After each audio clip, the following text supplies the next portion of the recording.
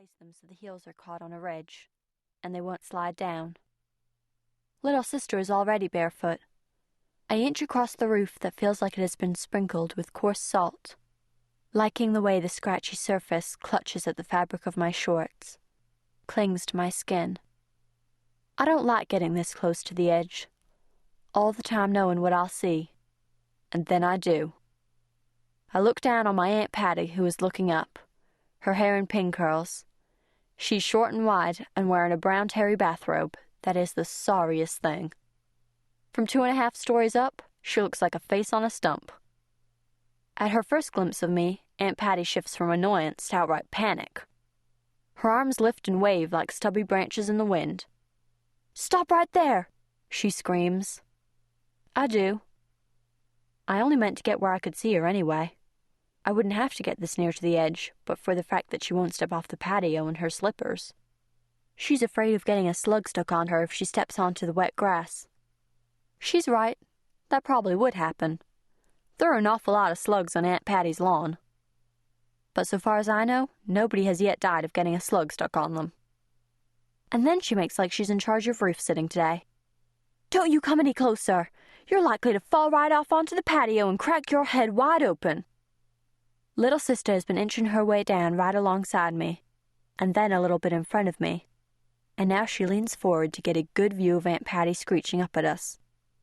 Aunt Patty rewards her with another shrill cry.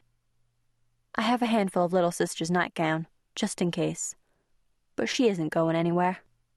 We've run down hillsides steeper than this.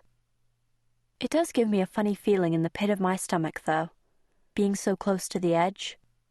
Like this roof might roll over like a big dog and heave us into the air like fleas.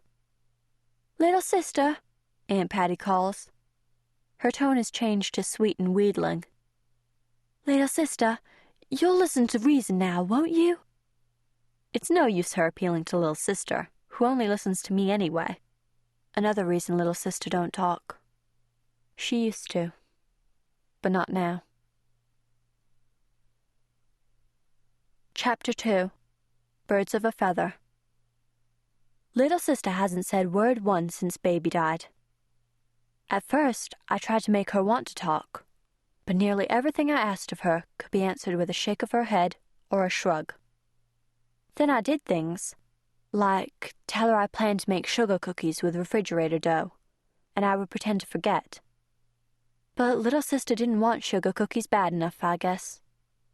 So I said I needed help counting how many zucchini to pick for our dinner, or counting out how many eggs the chickens laid in one day. Little sister would stare at me, like life was too serious for me to try to trick her into doing something she didn't want to. I kept at her, though, for days on end. Finally, little sister made up that one finger meant no, 2 fingers meant yes, and a wagging of her flat hand meant maybe. She would hold up both hands, flashing her fingers for every 10 of something, so she could count up to 100 if she had to. When she was emphatic, she would flash 10 fingers, telling me no, or 10 fingers twice, 20 fingers, for yes. Little sister hasn't done much of that since getting to Aunt Patty's. It makes Aunt Patty nervous.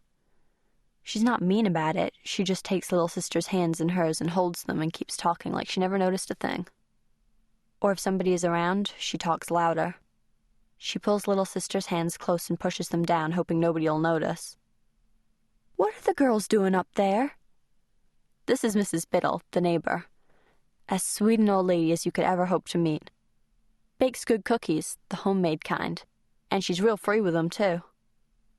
"You can see for yourself they've climbed out onto the roof," Aunt Patty says. She shouldn't speak to old Mrs. Biddle that way. It could hurt her feelings. But that's Aunt Patty for you. If anybody ever told her she ought to have some respect for her elders, she put it right out of her mind. Little sister scoots back far enough that Aunt Patty can't see her anymore. Then she waves to Mrs. Biddle.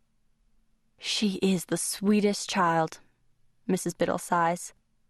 "She's just taken with little sister." "She is the spawn of the devil," Aunt Patty says clearly.